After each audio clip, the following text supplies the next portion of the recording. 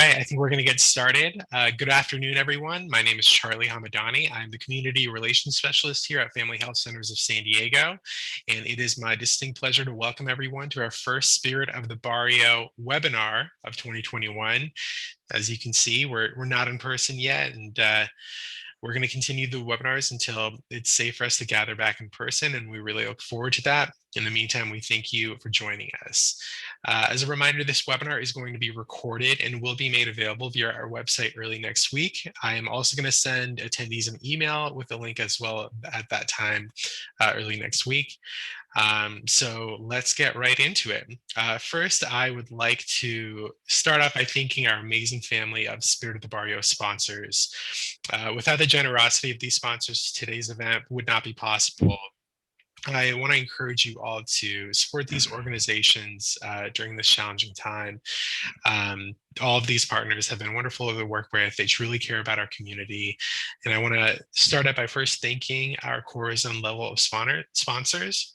I'd like to thank the Port of San Diego, Rancho Mesa Insurance Services, US Bank, Cox Communications, Community Health Group, and Medical Center Pharmacy. Next, I would like to thank our Adelante level of sponsors, Scripps Health and AO Reed. Jamie, good to see you.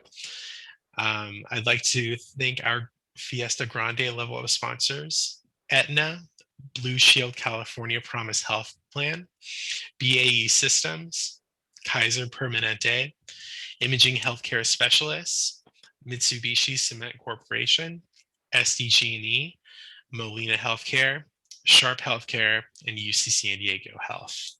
I'd also like to thank Barona Resort and Casino, Barrett Engineered Pumps, EDCO, Coast Citrus, Planned Parenthood of the Pacific Southwest, South Coast Copy Systems, the Local 145 of our lovely city of San Diego's firefighters, Shore Total Office, United Healthcare Community Plan, and General Dynamics NASCO.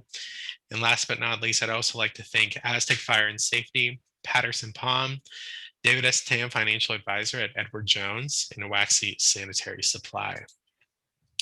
Well, as we said last year, it was difficult to envision our tradition of Spirit of the Barrio without the normal gatherings of friends and colleagues, tents of music, and of course the tamales. But again, I just want to thank all of you for being here today. It's been just over a year since the shutdowns began, and it's been a crazy, crazy year. I thought that this webinar would be a good opportunity to bring in our in-house experts to discuss how the impact of COVID-19 has affected us, for us to learn more and pave a way to move forward. First, I'd like to introduce Dr. Joe Sepulveda. Dr. Sepulveda serves as a medical assistant director overseeing the psychiatric nurse practitioner program here at Family Health Centers of San Diego. He is also the physician champion in charge of overseeing the clinical planning, implementation, and ongoing development of the medication-assisted treatment program. In addition, Dr. Sepulveda also sits on the California Advisory Board, where he assists with how to best spread successful practices and lessons learned in addiction medicine more broadly into the primary care setting here. Dr. Sepulveda is fluent in Spanish, and he's been with us here at Family Health Center since 2013. I'd like to hand things over to Dr. Sepulveda, who's going to focus on how COVID-19 has affected mental health and substance use. Dr. Sepulveda, I thank you for being here. Can you please tell us about how COVID-19 has impacted us since the last year? Sure, I'd be happy to do so, and thank you for that introduction, Charlie. So as Charlie said, we're going to be talking about COVID-19, mental health, and substance use, and how it's all been impacted by COVID-19. Next slide.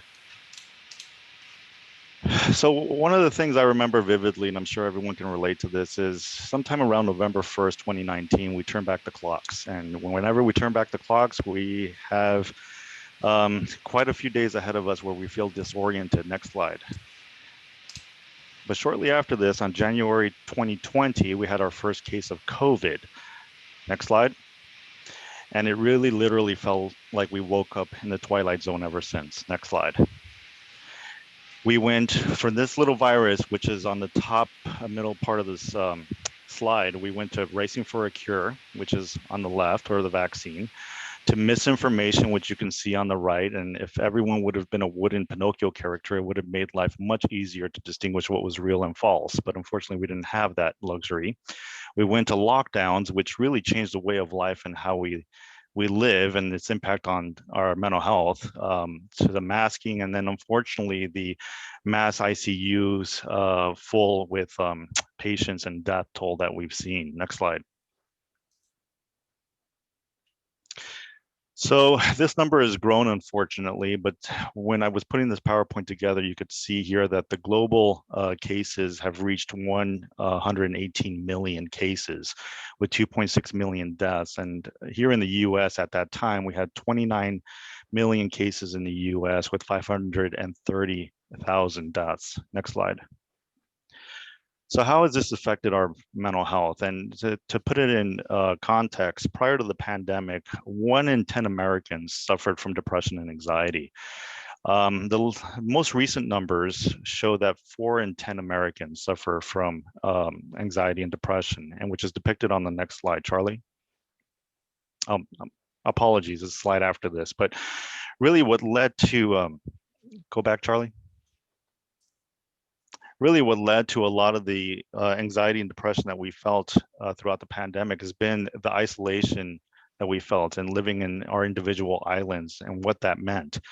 So adults were suffering with anxiety and depression, but kids also suffered those ramifications. And substance use increased significantly. And we'll talk about that more in detail in the next slide, Charlie.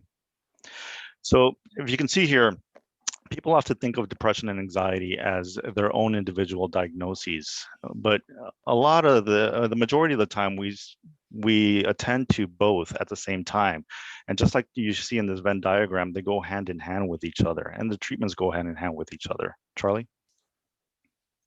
So when we look at depression and anxiety, which I was bringing up the number before of 1 in 10 Americans versus 4 in 10 Americans now suffer from anxiety and depression during the pandemic, that's outlined here in this slide here.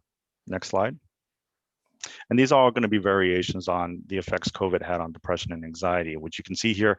If you separate anxiety and depression alone, you can see that depression had an increase of 35.8% during the pandemic, depression 28.4%.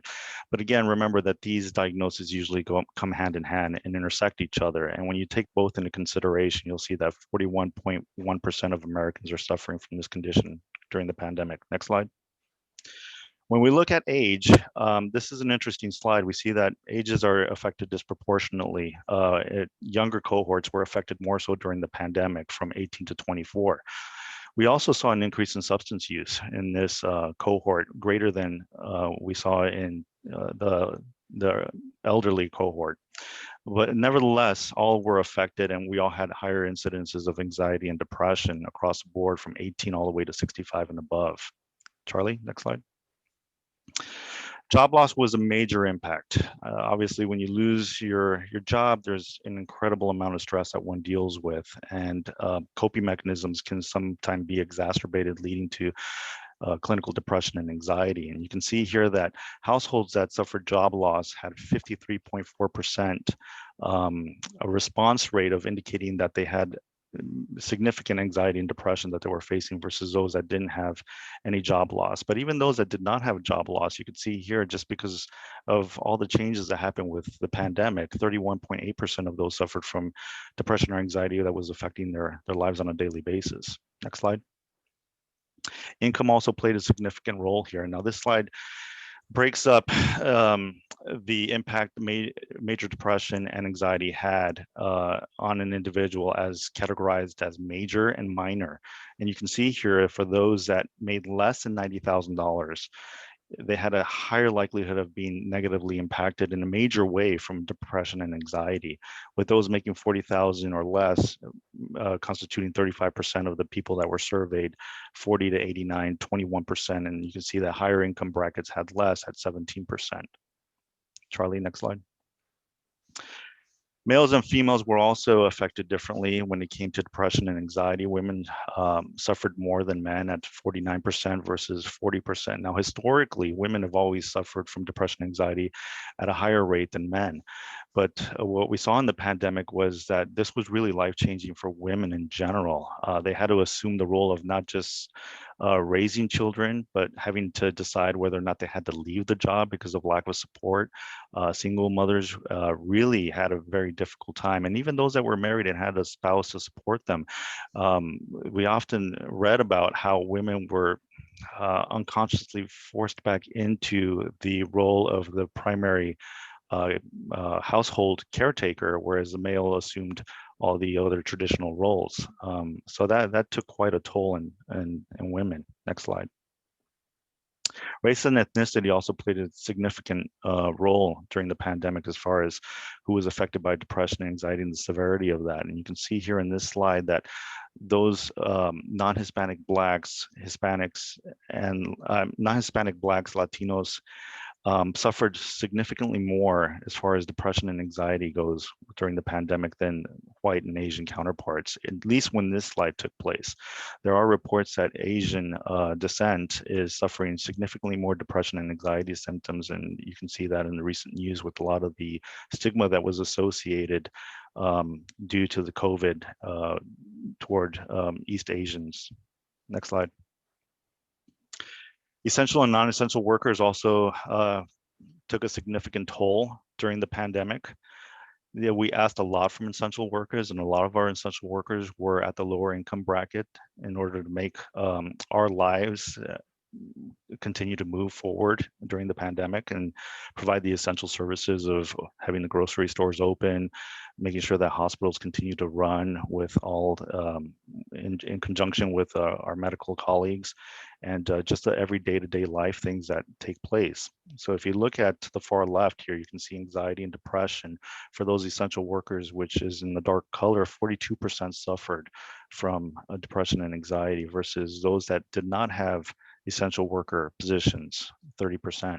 Substance use was significantly elevated for essential workers as a coping mechanism at 25% versus 11%. And if you look at suicide on the far right, you can see that essential workers really suffered with serious thoughts and considerations of suicide at 22% versus 8%.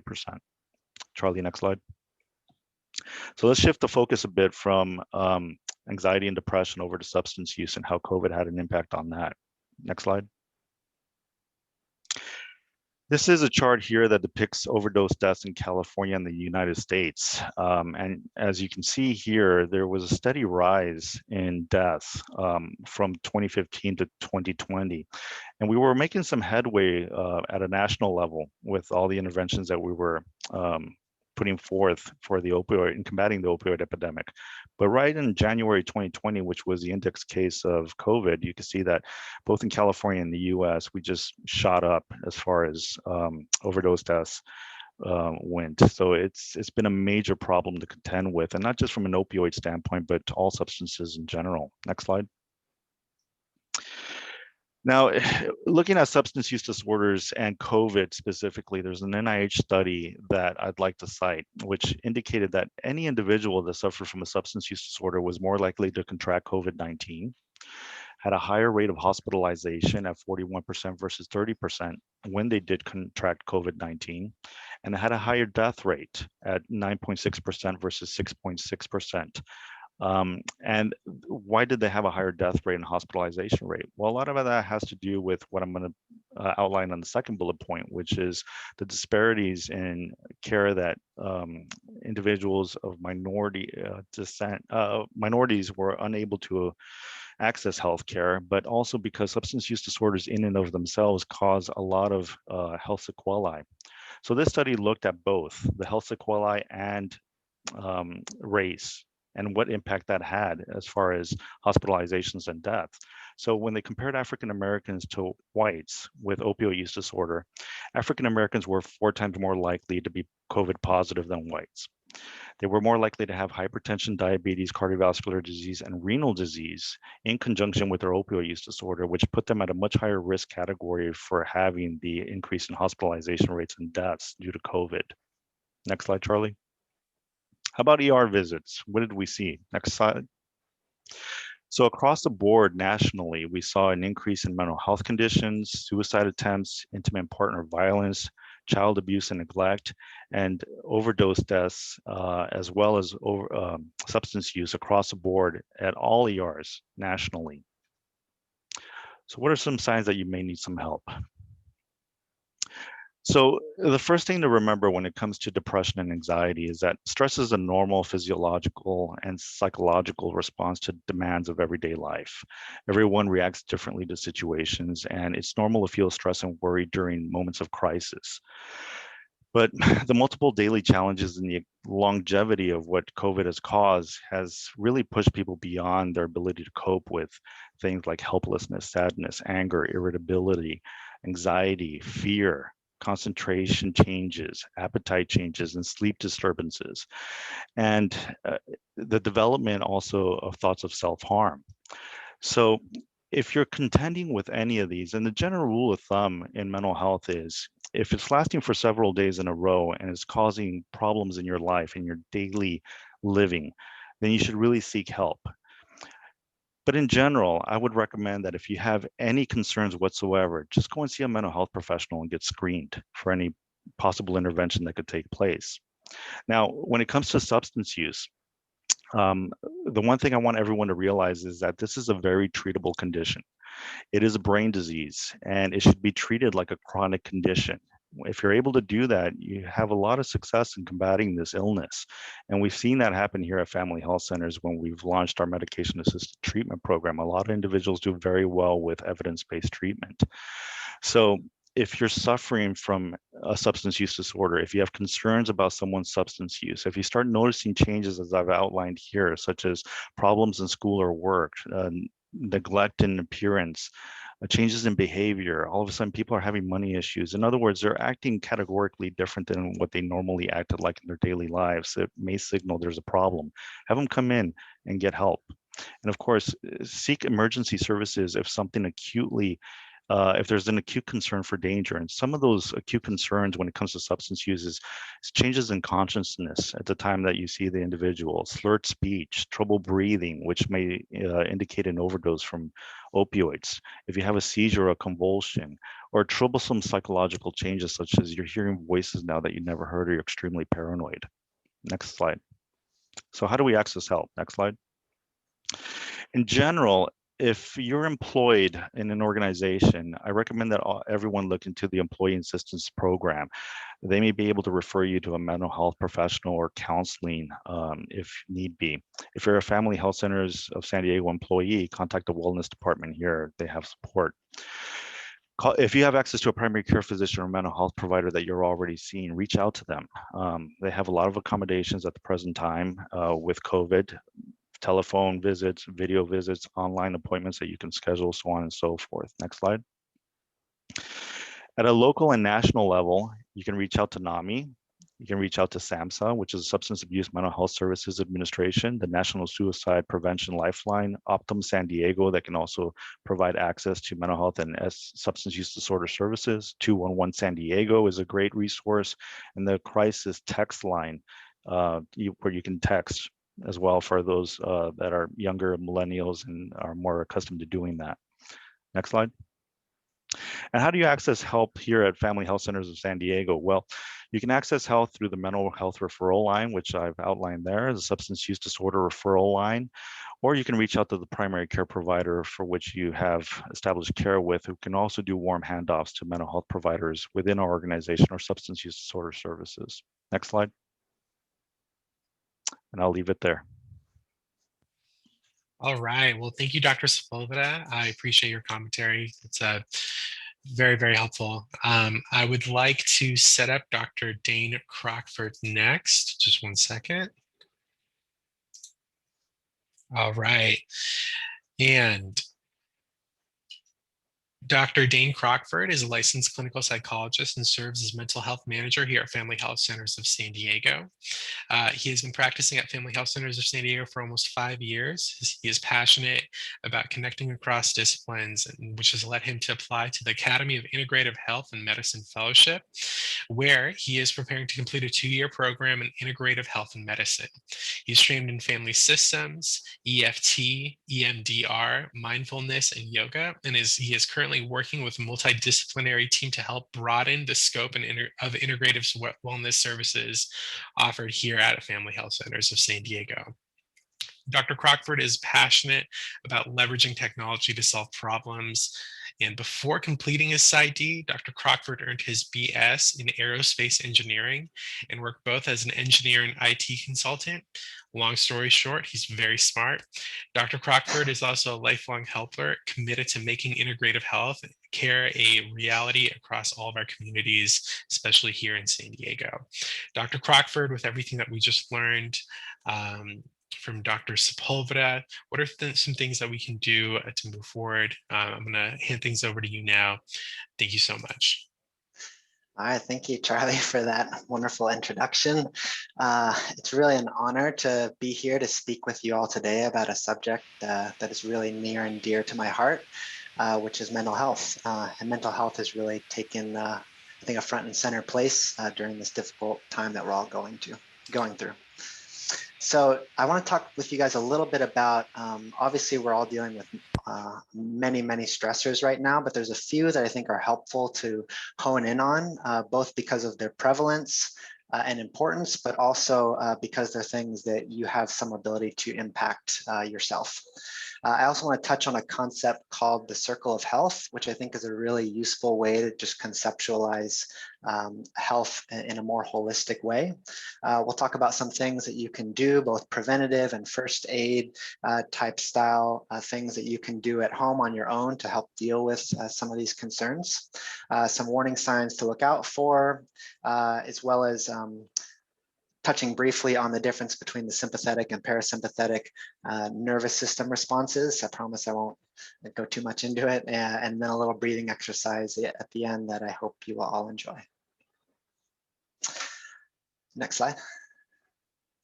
So Dr. Sepulveda did a wonderful job of covering a lot of the stressors that we're all dealing with. Unemployment certainly has hit many people and is incredibly difficult to deal with. Beyond some of these major stressors, I think it's helpful to focus on a few that are a little bit more within our control that also have a tremendous impact on our mental health and well-being. Those ones, if you can see the ones that I bolded here, the first one is limited contact with friends and family. This is something that has happened to many of us during the pandemic, and I don't think people often realize how big of a factor this is in terms of our health and well-being, having those connections on a regular basis. Additionally, previous slide, please. Additionally, limitations that we're all experiencing on our ability to engage in our hobbies and various outdoor activities, some of the main ways that we would like to get our exercise.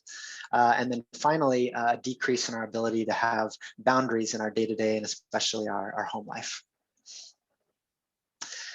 So this is a wonderful diagram I wanted to share with you all. It comes from the VA Personal Health Inventory, and I think it's a really nice way to capture how health is such a multifaceted concept and just give us a starting point to sort of conceptualize thinking about how we're doing with our health as a whole.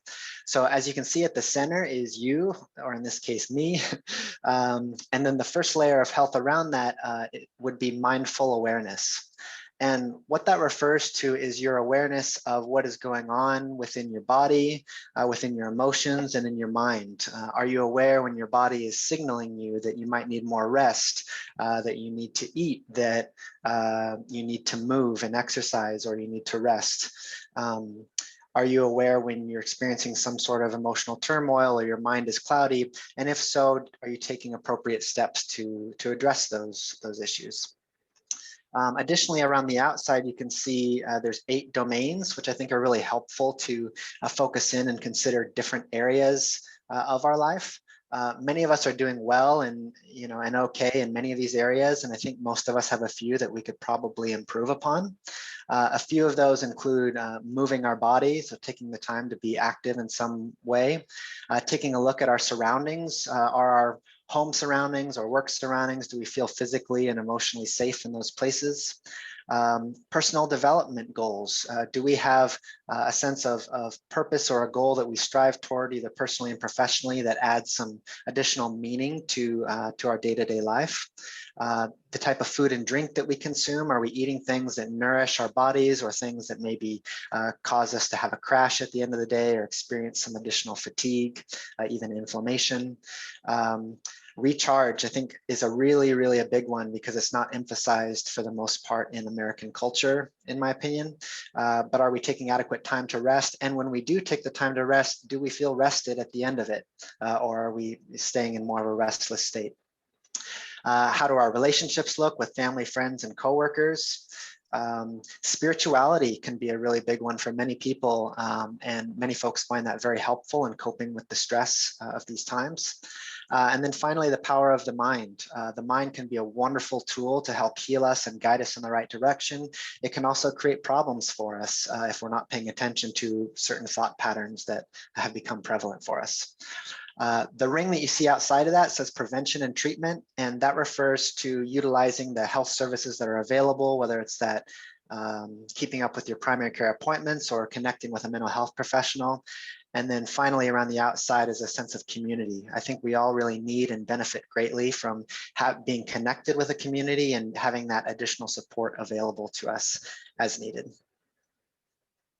Just briefly, these are the 8 domains that I just mentioned. I think it's helpful to focus in on some or all of them if you have the time to do so in your day-to-day life. They're all very important, and you can see really, I think, measurable changes in your overall functioning if you're able to create a shift in some of these areas.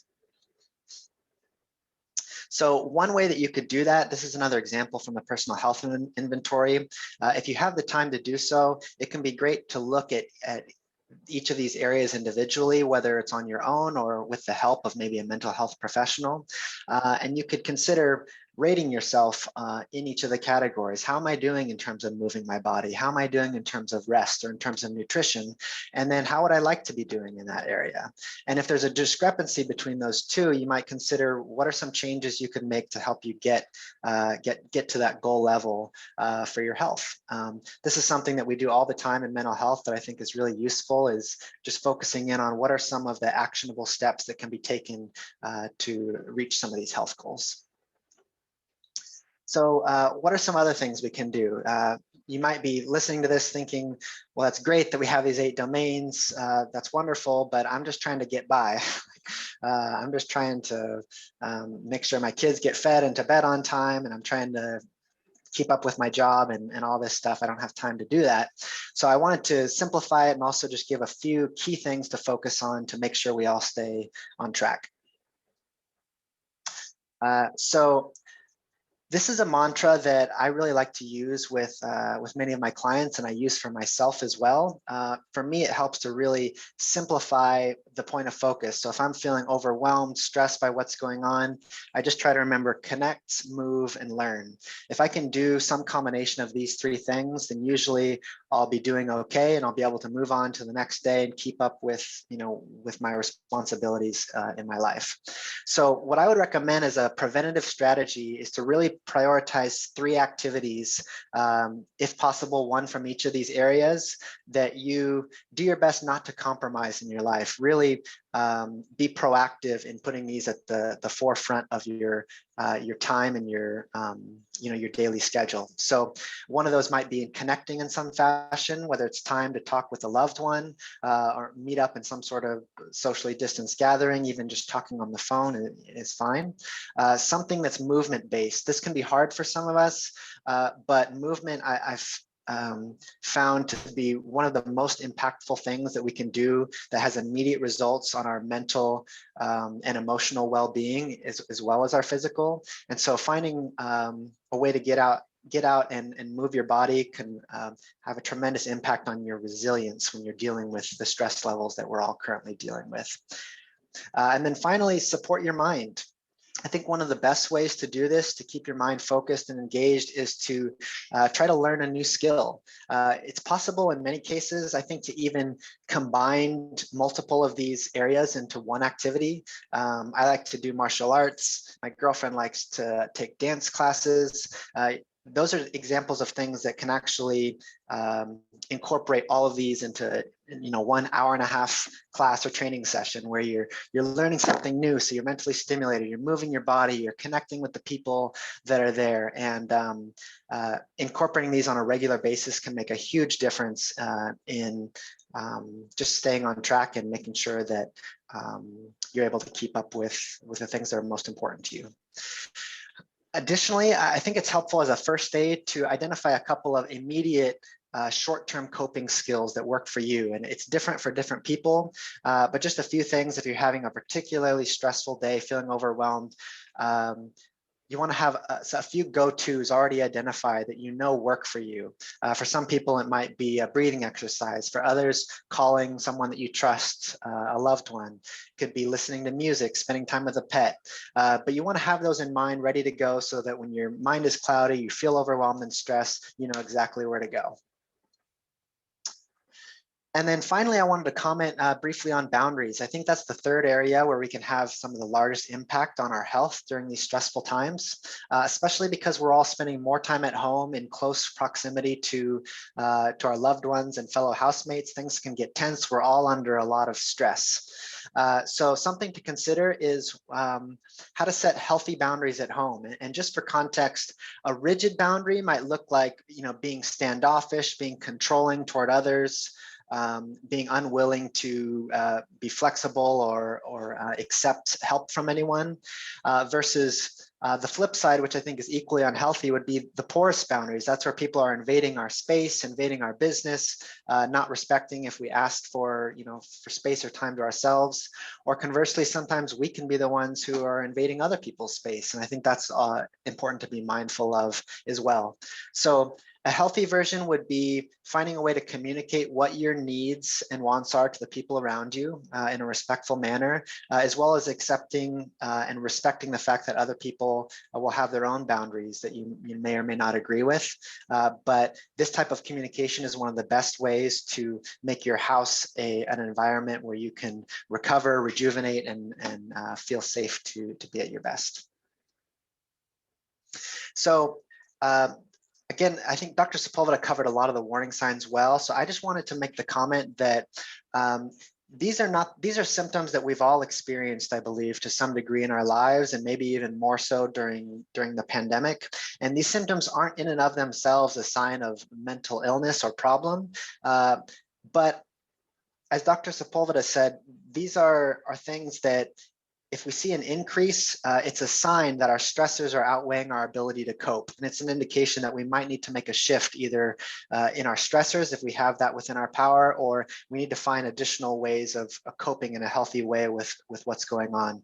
The main thing to keep in mind and pay attention to is a change in functioning. So if you see that you no longer are able to make time or have the motivation to meet up with friends, talk with family, you're spending more time in your room, you're having trouble getting to work on time, keeping up with your personal hygiene, those are signs that your functioning is starting to decline, and that's a good time to consider asking for help.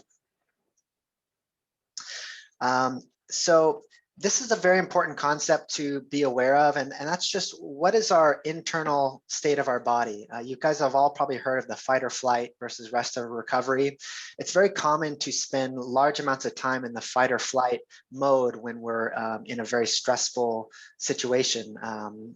And so I think a helpful focus in terms of coping skills is trying to identify things that help us shift from that fight or flight mode into the rest or recovery, which is so important. And so one of the most powerful ways to do that that I have found is through breathing exercises, which I think is a really great way to signal to the body, hey, you know, things may be difficult, but we're okay at this moment. Now is a time where you can take a few moments to restore and rejuvenate all of our systems and re-energize the body. So with that, I would like to guide us through a breathing exercise together. It's called the Wim Hof Breathing Method. It's one method that I found incredibly helpful for myself and others. There are plenty of methods out there, but as I said, breathing is one of the best ways, I think, to trigger your parasympathetic nervous system to take over. So I'll ask you to join me in this exercise. What we're going to do is I'm just going to guide you through a series of breaths. They won't be too slow. It'll be a reasonable paced breath. And then I'll let you know after the final breath. We'll exhale. We'll do a brief breath hold for 30 seconds. It'll go by quickly. And then a 15-second recovery breath. And then we'll do it again. And I hope that you will feel some shifts in your body as we're able to do this. So take one breath with me normally now. Just breathing in, letting it go. And we'll go ahead and begin. So breathing in and out, in and out, in and out, in and out, in and out, in and out, in and out. And last one, breathing in fully and letting it go. 30-second hold starting now. Just notice what's happening in your body. Let your body do what it's capable of doing. Just try to be in the present moment.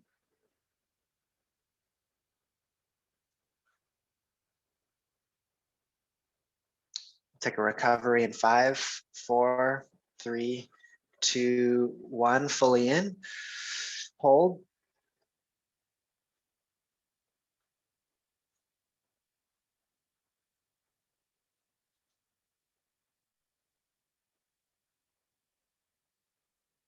And release. Okay, take one breath with me normally. And out. And we'll begin again. Breathing in and out. In and out. In and out.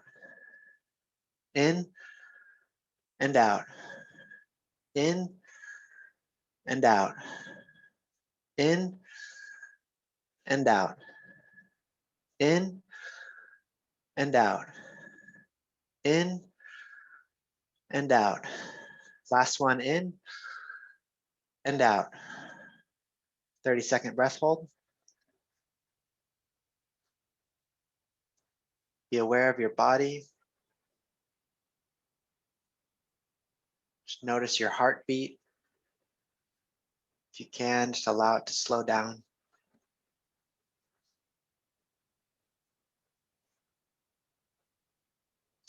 Allow yourself to be in this present moment. Notice any changes in the body. Take a recovery breath in 5, 4, 3, 2, 1. Fully in. Hold.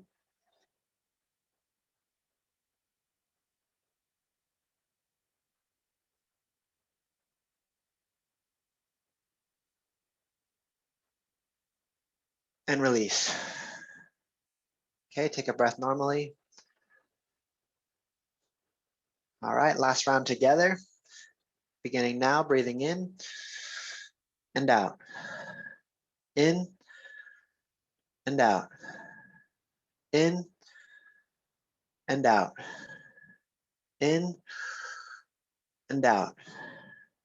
In and out. In and out. In and out. In and out. In and out. Last one, fully in and out. 30-second breath hold, starting now.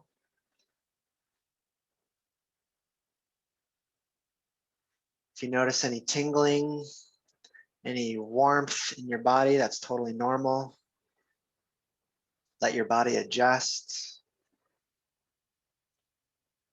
Be aware of your heartbeat. If you can, slow it down. Take a recovery breath in 5, 4, 3, 2, 1. Fully in. Hold.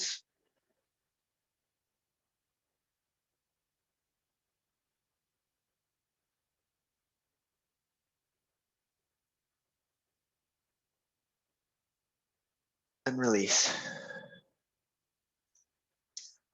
take a moment, just notice how you feel, any changes in your body. And then keep in mind, any type of controlled breathing that you're able to do, whatever feels best for you. It can include the breath hold. It can include just timing the breathing, is a really great way to reset your nervous system and shift out of that frantic mode and into a state where your body is ready to begin resting and recovering.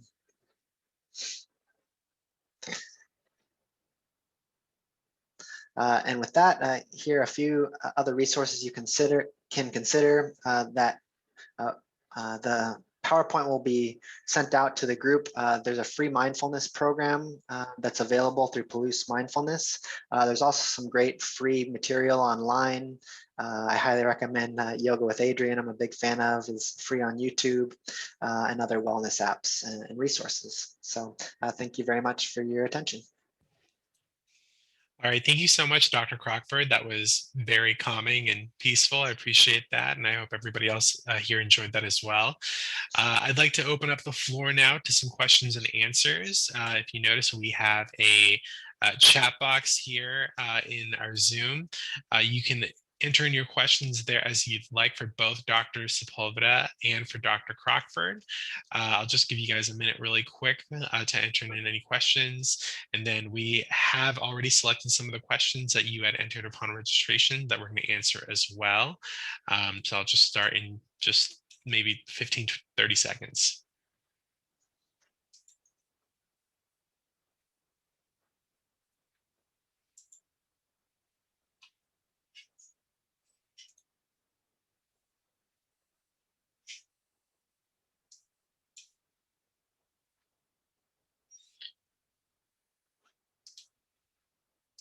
All right.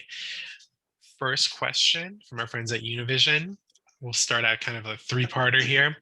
First question, what are some of the physical side effects that could occur originated from mental health issues like stress, anxiety, or depression that's come about during the isolation caused from the pandemic? Yeah, I can take that.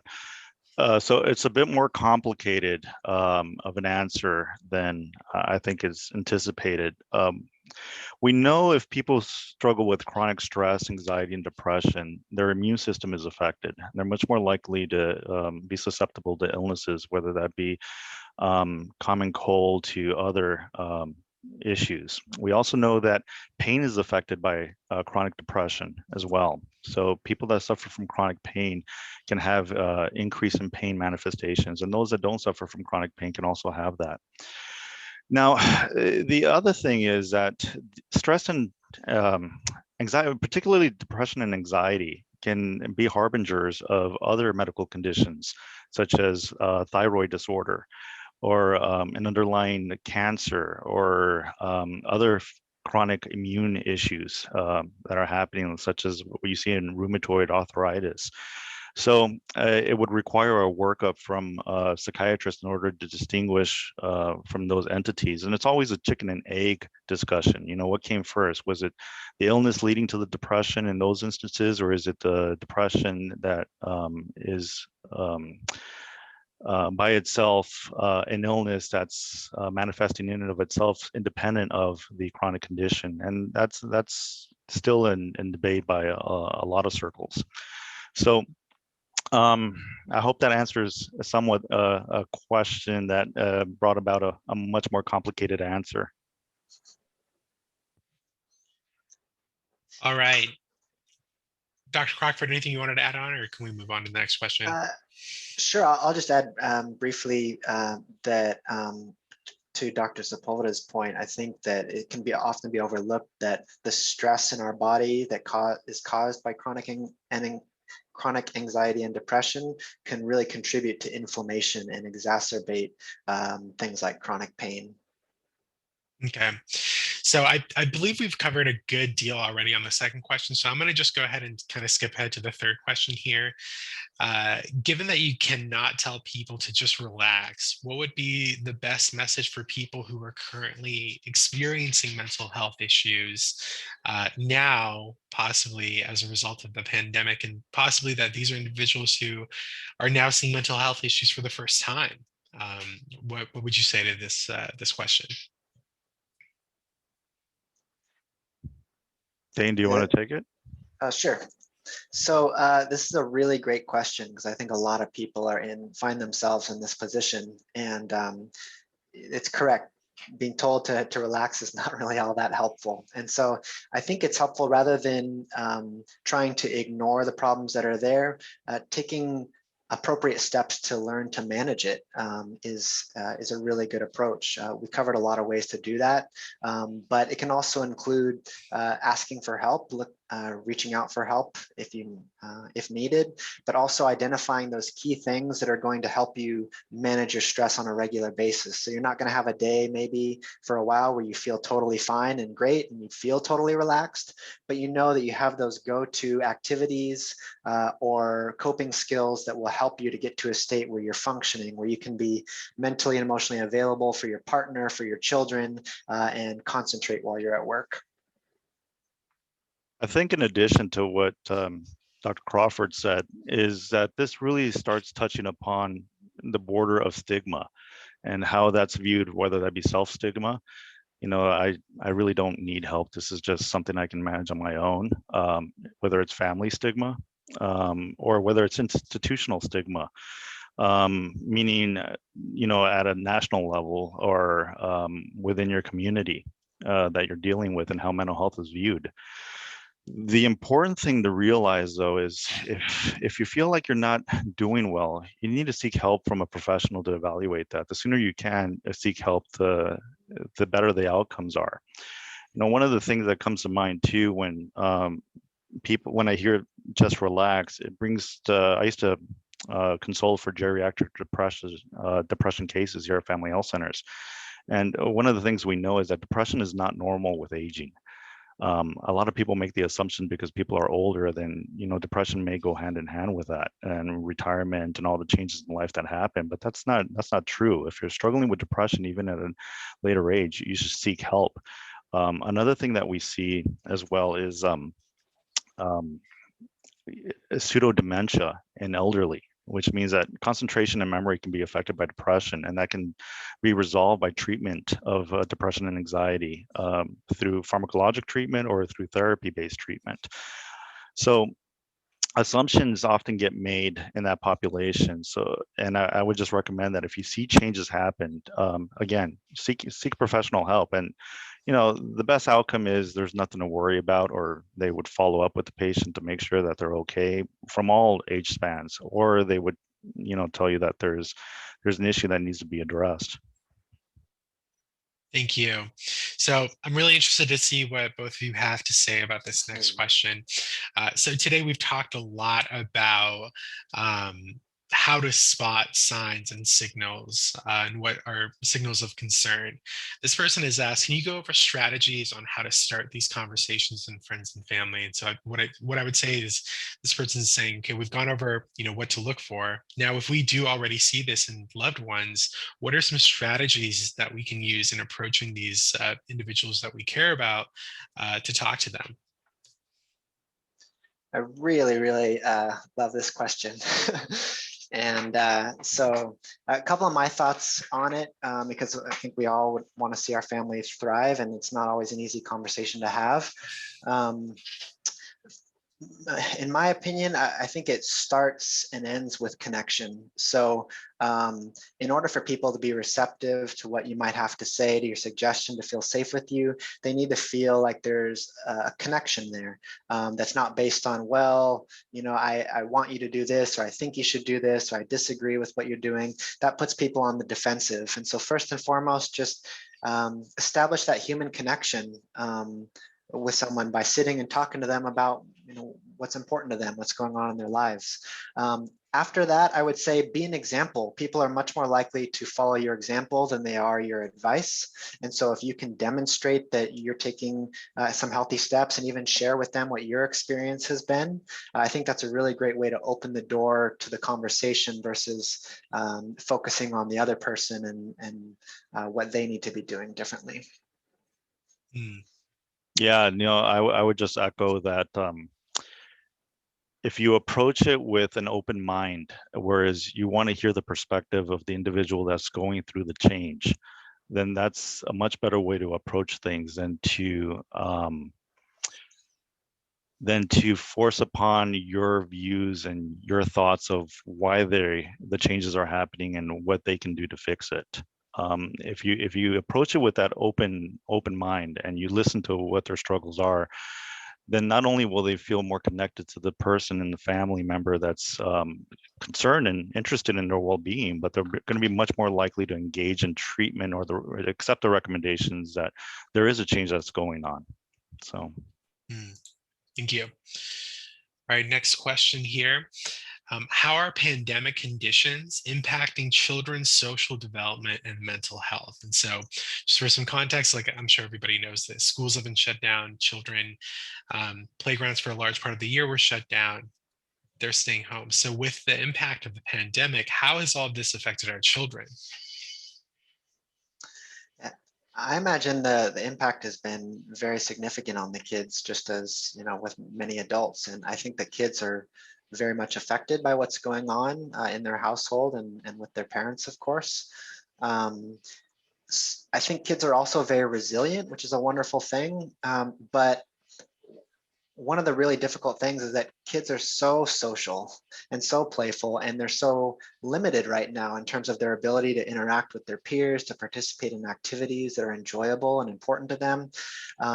And they're having to spend a lot of time indoors and at home, and maybe with parents who are also stressed, busy, overwhelmed, trying to work from home, and the kids want someone to play with, and the parents are just trying to manage everything. And I think that it can put a strain on the relationship in both ways. And so my thought about that is that as much as possible, for parents to take that extra time to socialize and spend time and play with their children, as well as talk to them about what's going on, explain in an age-appropriate way the stress that the parents are dealing with, so they can understand a little bit about why there's some tension in the household, why people are maybe a little bit more irritable or sleeping more than usual, and help them to manage their own worries about the situation. So I do think it warrants some extra time and attention toward the young ones to help manage that. Yeah, and to add to that, you know, I think it's important for adults to remember that children need to be children, meaning they can't be weighed with the worries, responsibilities that the adults are going through. And that's a difficult thing to do in a household, especially when they're at home 24/7 with children. Their frustrations can often manifest toward children because that's the closest place that you could displace the feelings that you're having. So being very mindful that that takes place, and that can also have a significant toll on the child themselves for not being able to have the psychological understanding of why that's happening. Dane had a very good answer that you need to play with your children, but in the same vein, it's not just play, it's any kind of interaction. You know, one of the things that was highlighted here by one of our pediatricians was they started a program where they just gave out books and prescriptions for children to read with their parents, and that interaction in and of itself helps a lot. It helps them feel engaged with the parent. It helps with attachment. It helps with bonding. It helps with their ability to process through stories that children read and can relate to what they're going through. And it also helps their development through learning, you know, obviously, you know, grammar, context, you know, so there's several things that happen with just that one activity. And don't take any one activity for granted and say, well, you know, I'm just playing in the dirt with my child here, it's not really doing much. You'd be surprised how many things are happening with just that one activity in the development of a child. So if the children have to be isolated at home and can't have interactions with the children, don't downplay what you have to offer for that child as an adult. Thank you. There's a question from the chat that I wanted to bring up really quick. So, you know, I'd say it's fair to assume that many people here on the webinar oversee individuals on their teams. And one of the questions we got is, do you have any advice on how we can help our staff in better coping with day-to-day stress during this difficult time?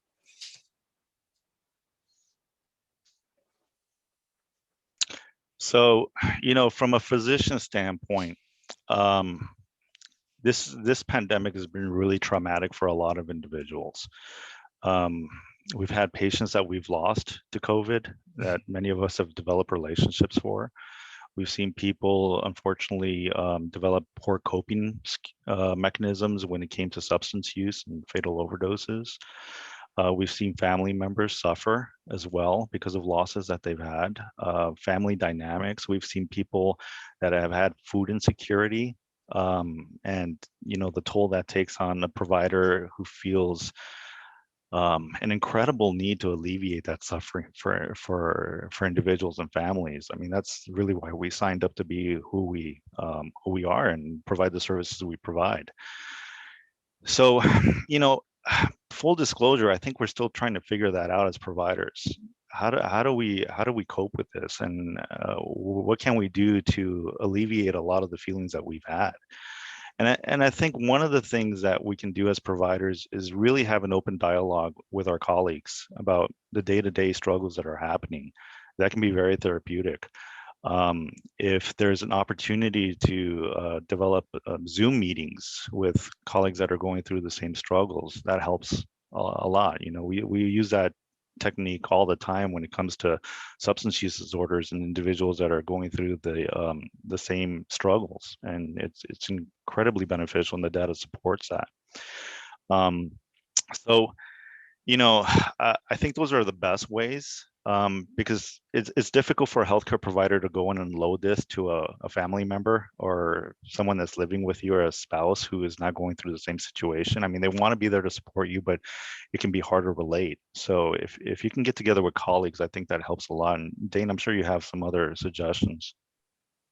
Yeah, no, I really appreciate those points, and I would echo and emphasize the fact that we have a unique opportunity to support one another in a profession where there may not be a lot of people around who understand the experience that we're going through, and whether it's in mental health or medical or any of the other areas that we serve. And supporting each other as colleagues can make all the difference in getting through difficult times and moments. And I think if you're leading a team, it's helpful to normalize and put out in the open the fact that we're all going through this together, and we may have different challenges, but the fact is we're all managing a tremendous amount of stress, and then trying to come to work and be professional and be of service and help others. And it's not easy to do, and I think just acknowledging that can go a really long way, and taking that little bit of extra time to check in as a team when you have team meetings, or even just informally, how are you doing, how are you holding up, and just having those human moments, I think, are extremely valuable. And Charlie, if I might just add as well, healthcare providers tend to feel that they have an obligation to their patients, and therefore they cannot take time off for themselves. It's all about self-sacrifice in this career. And I would encourage people to really, consider taking time off if you need it. And it will do you a world of good. It will do your family a world of good. And also, seek help when you need it, just like we recommend to our patients.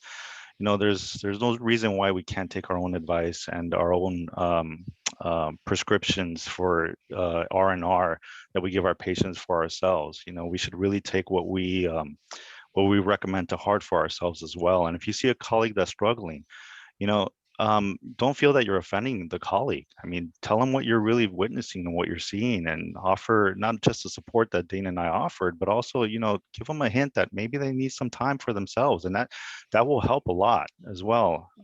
It will help the colleague feel that, it's okay to take time off. Someone else has seen that I need it, and they may be more inclined to do so. Thank you. I appreciate that. And I know a lot of what you both just spoke about was in the context of healthcare, but I think regardless of what industry or craft you're in. I think a lot of what you both just shared kind of applies across the board, whether it's marketing or restaurant business. So I appreciate that. We are past the hour mark, but there's just one more question I wanted to get to really quick.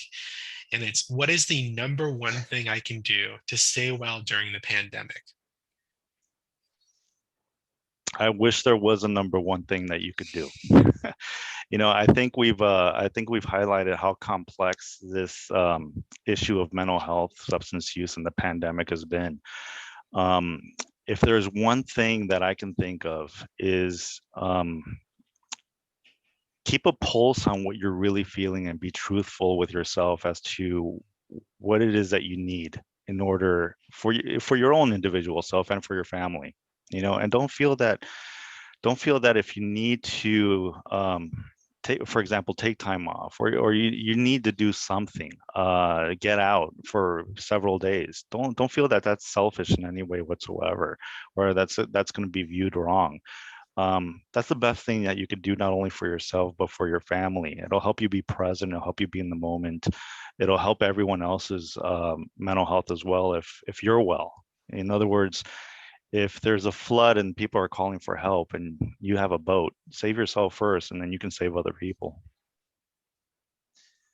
Yeah, I really like that one, Dr. Sepulveda. I think that's extremely extremely important. And I would add that I think it can depend person to person, but for me, what always comes to mind is connection. I think if you can stay connected to a few healthy people in your life, that brings so many benefits on so many levels, whether it's the person helping to look out for you, supporting you in some way.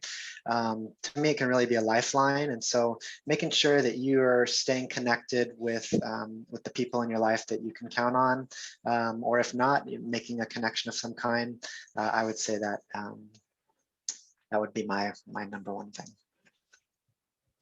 Thank you both. I truly appreciate it, and I know our audience members appreciate your time here as well.